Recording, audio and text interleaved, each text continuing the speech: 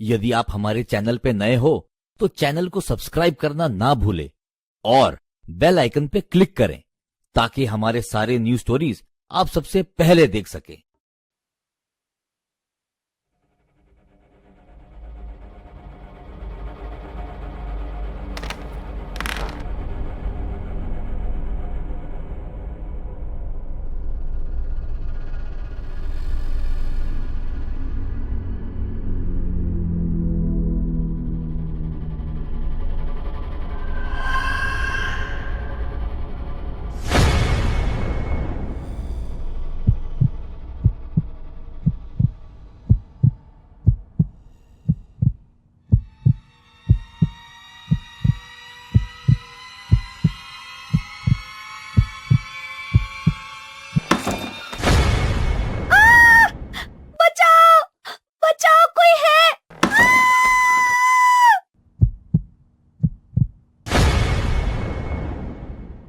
Canteen में बैठी प्रिया आज 3 साल बाद अपने दोस्तों से मिली थी। विक्की, समीर और अवनीत चारों एक दूसरे से मिलकर बहुत खुश थे। हाय गाइस, मैं 3 साल बाद यहाँ आई हूँ और अब पता नहीं अगली बार कब आना होगा। तो क्यों ना इस वीकेंड पर अपने फॉरेस्ट हाउस पर चलकर अपनी पुरानी यादों को ताज़ा कर ले। सुनकर अवनीत डर सी गई और बोली, यार बात तो सही है, लेकिन जब से गुंजन वहाँ से गायब हुई है ना, मेरा वहाँ दोबारा जाने को मन ही नहीं करता। अब उन सभी को अपनी उस दोस्त गुंजन की याद आई जो इस वक्त उनके बीच नहीं थी। 3 साल पहले वो पांचों एक साथ अपने फॉरेस्ट हाउस गए थे। 2 दिन गुजरने के बाद प्रिया के घर से कॉल आया कि उसकी मम्मी की अचानक तबीयत बिगड़ गई है। इसलिए वो विक्की को अपने साथ लेकर अर्जेंटली वहां से निकल गई थी। अब समीर, अवनीत और गुंजन ही वहां रह गए थे। लेकिन उसी रात पता नहीं गुंजन कहाँ गायब हो गई।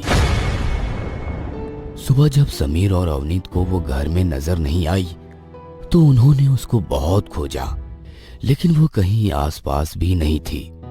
उस दिन के बाद से ये बात सिर्फ एक राज बनकर रह गई थी कि आखिर वो गई तो गई कहाँ। गुंजन भी हमारे साथ होती तो कितना अच्छा होता ना।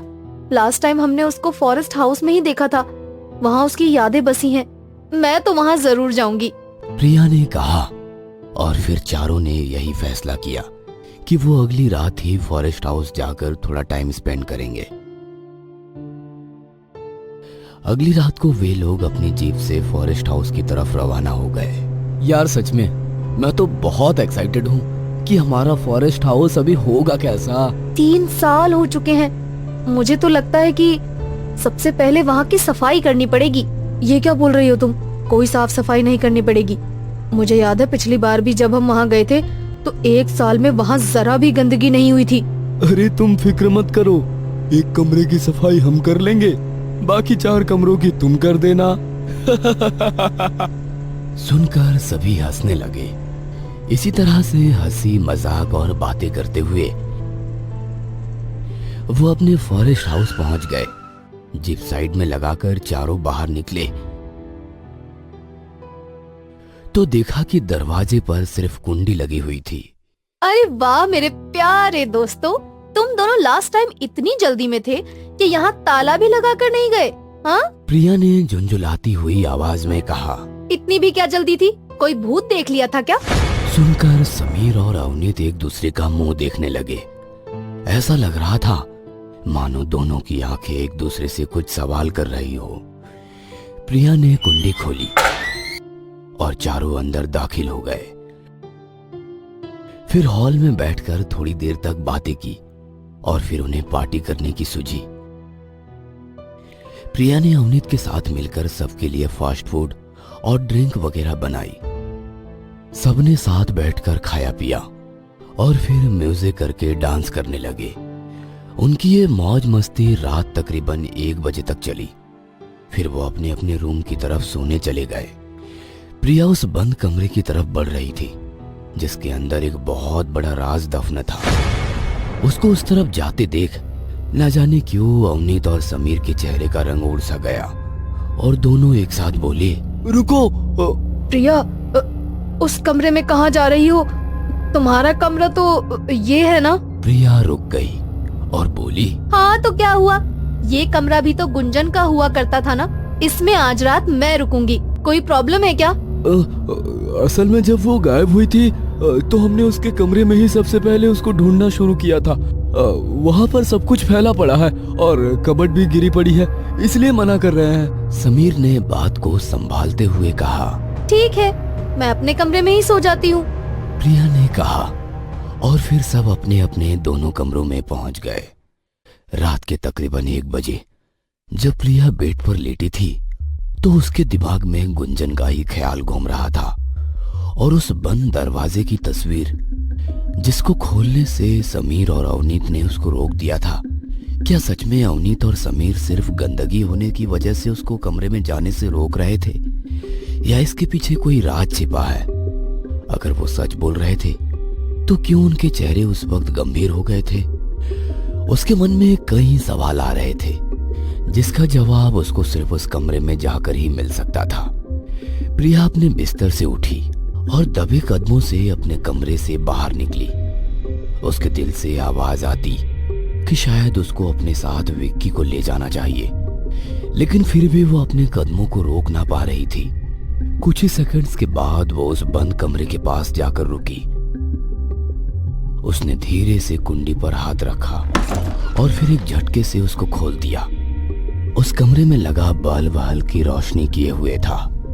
उसमें एक बेड, एक कबर्ड और एक संदूक रखा हुआ था। उसने देखा कि कबर्ड एकदम सही से अपनी जगह पर खड़ी है। साफ हो चुका था कि समीर और अवनीत झूठ बोल रहे थे।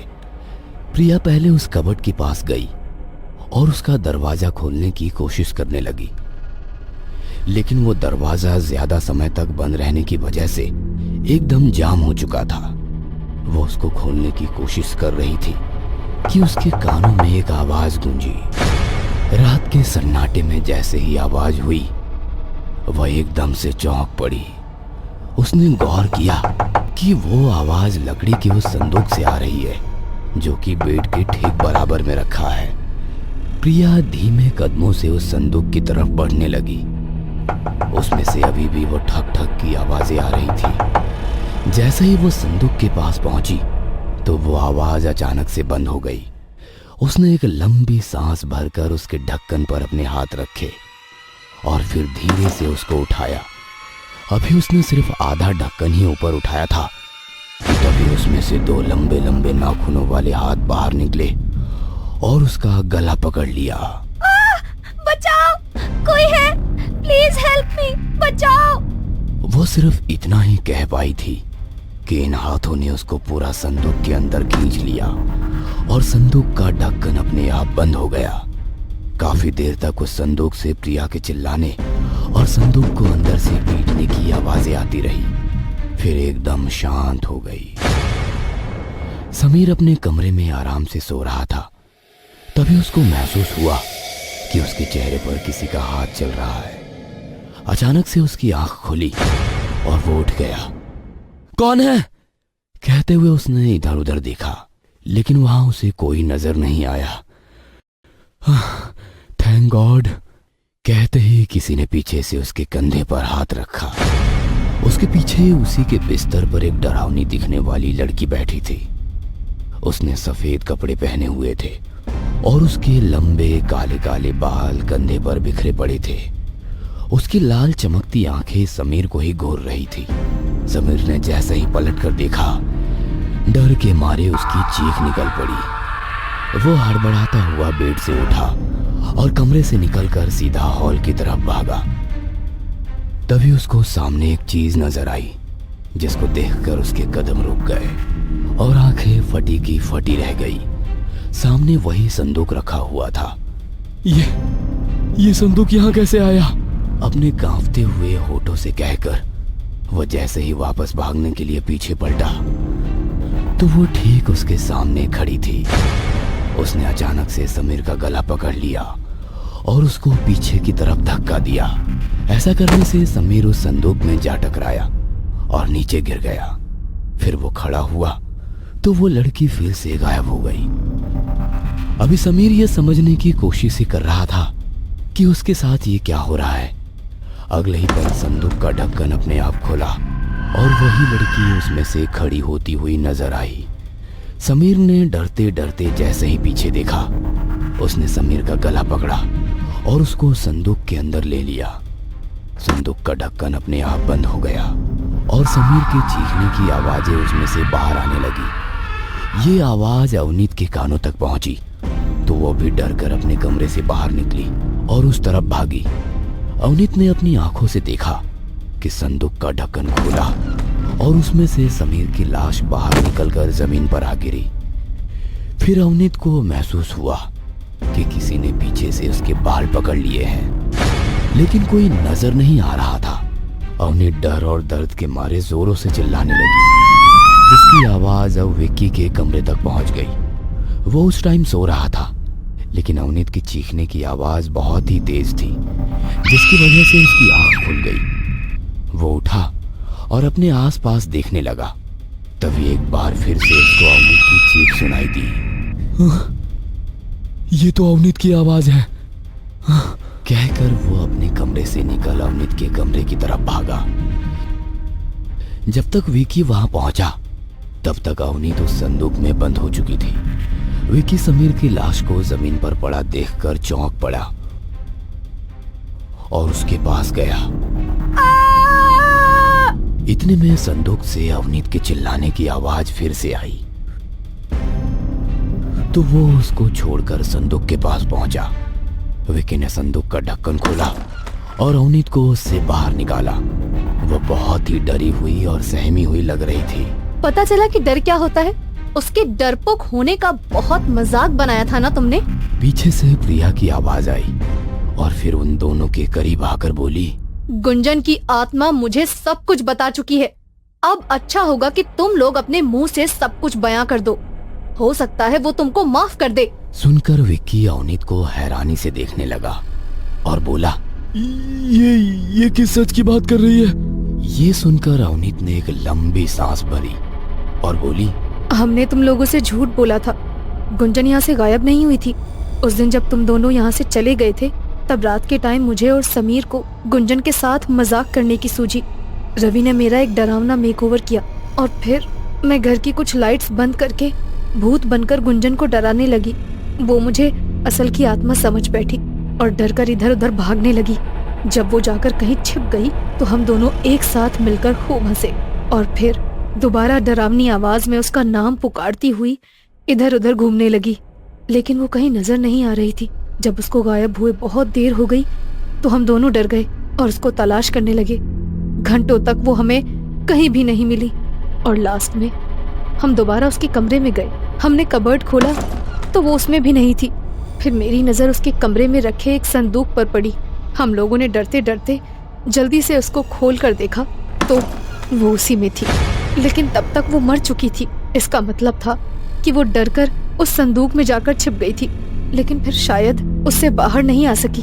हमारी कुछ समझ में ही नहीं आ रहा था कि अब क्या करें। अगर इस बात को छिपाते नहीं तो हमें जेल हो सकती थी। इसीलिए हमने गार्डन में जाकर उसकी लाश को जला दिया और तुम लोगों से ये झूठ बोल दिया कि वो रात में हमें बिना बताए कहीं चली गई है। सुनकर विक्की उसको हैरानी से देखने लगा। तभी अचानक से संदूक का दरवाजा खोला और उसमें से गुंजन की आत्मा निकलकर अवनीत की तरफ बढ़ी। ये देखकर तीनों ही डर गए थे। उसने अवनीत के बालों को पकड़ा और उसको घसीटकर बाहर की तरफ ले जाने लगी। विक्की और प्रिया भी उसके पीछे बाहर की तरफ भागे।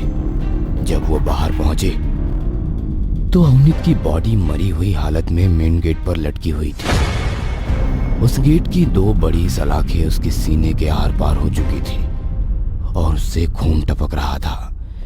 उसके पास ही गुंजन की आत्मा खड़ी हुई थी।